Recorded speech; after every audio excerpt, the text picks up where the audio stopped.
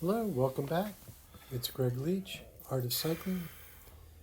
I thought I would pull in a little closer and let you actually see more of the creation, how I'm using the oil stick. So right now a little orange and white and yellow, sort of working on getting the fingers of her hand. She's sort of holding it back towards her shoulder and her upper chest. And clearly not working for sharp detail, but you can see the structure of her fingers are determined by the brushstroke. Now we're working into the arm, and the light is striking the upper shoulder, and then the tricep area, armpit, etc., are sort of in shadow, relatively speaking. So we're laying just the yellow up on the top of the shoulder and on the bicep. And so this is sort of like, I know I'm going to lighten this, and then we're going into the meaty part of her hand, which of course is going to be a darker, still warm. But now we come back in so you can see how that yellow was used. And again, following the stroke, or using the stroke to follow the musculature of her shoulder. And that helps communicate the form. You can see it in the guy's back right next to him. Sorry, I'm also drinking coffee while I do this. So then, of course,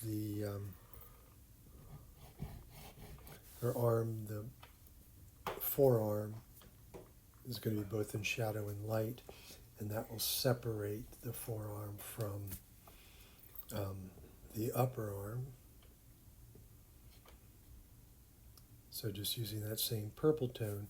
And as you can see, it's very similar to the back of the forearm of the other dog. I'm guessing it's mailman time. So you get to be serenaded by Pippin while we do this. So you can see again, using the yellow. And then coming back in with this white. And see here, I'm going to drag it so that it softens that line. And I don't know if you noticed, but I actually turn the oil stick a little bit so that dirty part doesn't get dragged through the clean part. And that's somebody had commented on TikTok. Yes, you can find me over on TikTok. Art of Cycling there as well. About my use of color. Sorry about Pippin. We have a dachshund. He thinks he owns the street.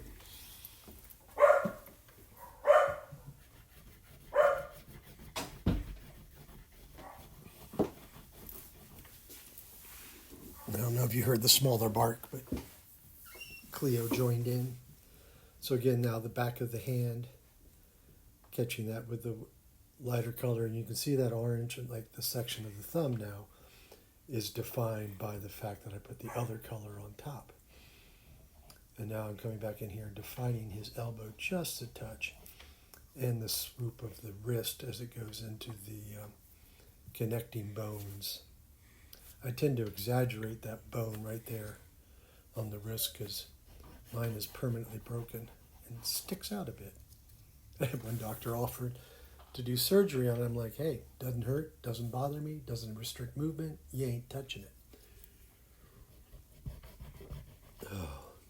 So now working back into that dark, and you can see I've changed her where the back strap of her bathing suit comes through. So that's the orange I'm covering up, that upper line. And you can see, you can see where I've changed my mind. And of course, unfortunately, I did try to come in here nice and close for you all so you can see, but you will, as you watch this, see that I end up painting off camera just a bit. So what I'm working on is so the figure above in the blue bathing suit that you'll see later. Sorry, my chair is squeaking. This is her upper thigh. And this woman's face is against that. So I'm working just making sure I have her outline so that I don't, because I'm laying it dark in, but sunlight's going to hit her face. So I want to make sure that I know where that is before I put these more purple tones. And what I'm using here is the alizarin crimson, the dioxine purple, and the titanium white to get these tones.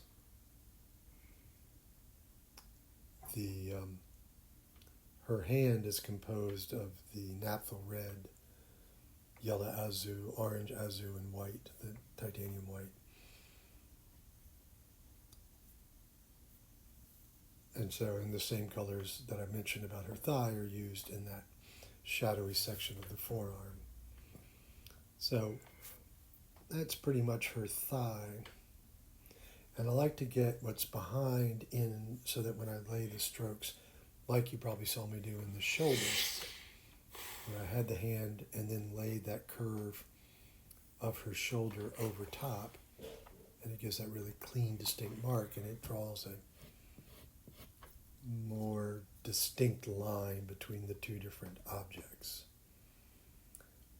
That being said, you don't want to hold on to your object too tightly. There should be some ambiguity as to what's what. There's a term from Renaissance painting, of course, and Rembrandt was a master of it, the chiaroscuro, which is, particularly in black and white, where the images bleed foreground to background and there's no definitive line, because if you think about it, with very few exceptions, there are no lines in nature. There's transitions of color and there's intersecting points, but there's no real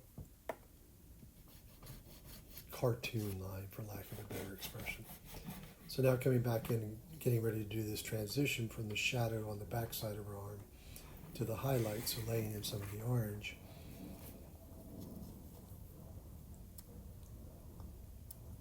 Now, I used to try to do these not voiceover, but while I was creating the work, and found that, one, the sound wasn't great. So you can see I'm pulling the paper back, and so that because the paper will drag the image and you don't get as much pigment on, and you can also, you're literally removing pigment rather than putting it on because the paper drags through it.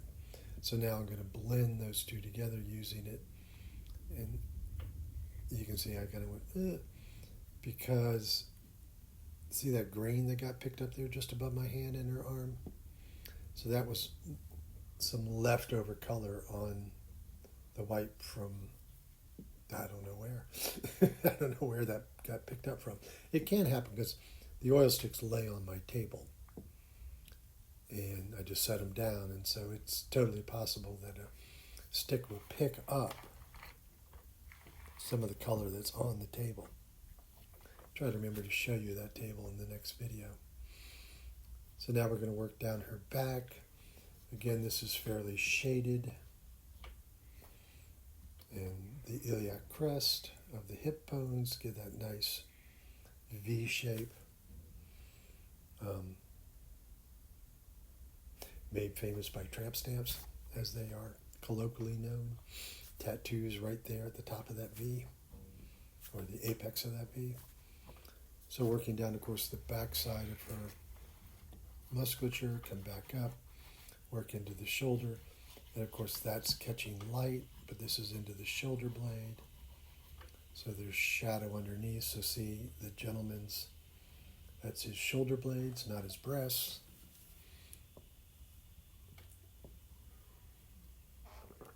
But, they have some of the same planular structures. So, of course, I've got her in an orange bathing suit, so trying to make sure I've got the orange there I want. And there I intentionally used dirty oil stick to hit that one little bit of orange. one mark there. Can't remember if I leave that there or not. We'll find out. Let's find out together, shall we? And now dragging that yellow into the orange to get just a little bit darker tone, because I don't want it as bright as her shoulder or where the tricep intersects the biceps.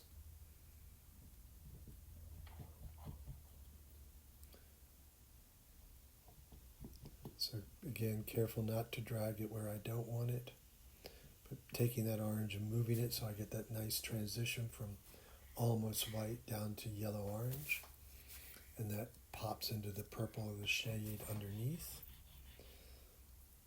And now we'll work in the small of the back, or between the shoulder blades, which is deep blue on the other gentleman. And of course, in this case, we've got hair. So this the shoulder blade there on the right-hand side. Sorry, I struggle with right and left occasionally.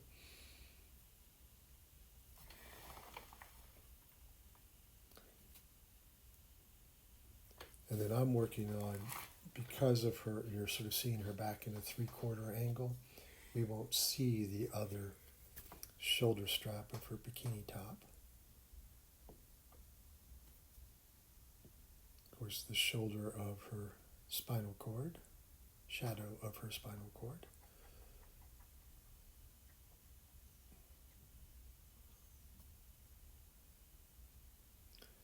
Now, one of the things you'll notice, like particularly on the back of her arm, anytime you mix complementary colors, in this case yellow and purple, you get this sort of gray-brown tone, which can be very annoying if you didn't mean to do it. So I tend to obviously like bright color.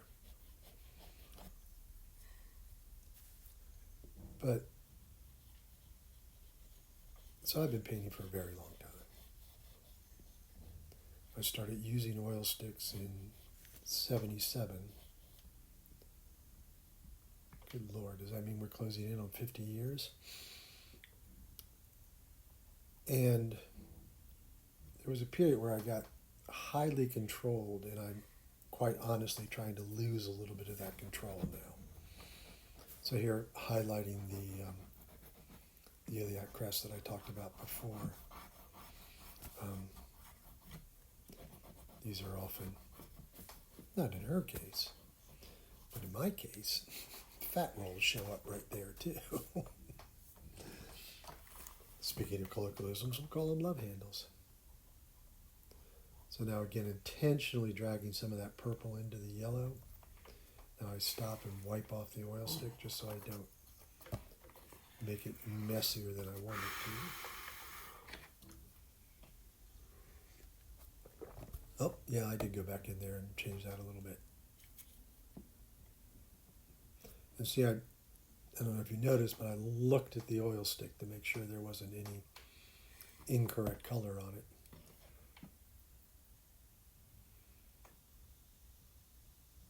And see that dark red line now becomes a lot softer by blending it into the yellow tones. And again, the marks follow the form of the musculature. Always follow the form. And it helps. Great, so there's actually, in a very, very shallow sense, bas-relief sense, there is some sculptural element to how you paint this. So this is what I was talking about, where I start working off camera. So you can't quite see what I'm doing with her upper thigh, gluteus maximus. And this greenish pale blue, I was trying to correct a mistake when I put her thigh in. I kind of like that off color. My ever clever actor wife, Bridget Kethans, refers to art making as striving for imperfection. And that is to say, the mistakes, inverted commas, can often be what makes the painting work. And so this thigh, started as a mistake and is now being celebrated. We'll see if it makes it all the way through. So now I'm just going to pick up the pace here a bit. And this gives me time to, I'd love to hear what you think about the oil sticks, about the painting as it's going. And of course, so there, now you can see that thigh as it goes into her shoulder. And, of the painting in general, or the activity of painting. And I really like the way this put on your red shoes and dance the blues. Let's dance to the song that plays.